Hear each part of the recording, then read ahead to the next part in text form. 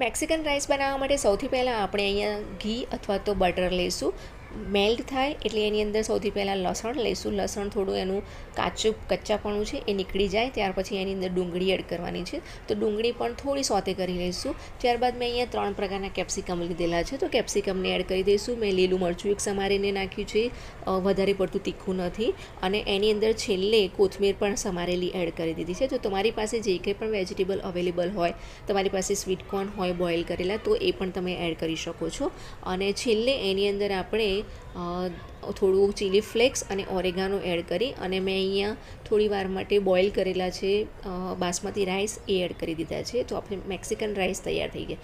Gravy બનાવવા માટે સૌથી પહેલાં ટામેટાં, ડુંગળી, કાશ્મીરી લાલ સૂકા મરચાં અને લસણ એને બોઇલ કરીને ગ્રેવી બનાવી દેવાની. ત્યારબાદ એની અંદર બટરની અંદર થોડું લાલ મરચું નાખીને ગ્રેવી એડ કરી, મીઠું, ખાંડ થોડું નાખી, ઓરેગાનો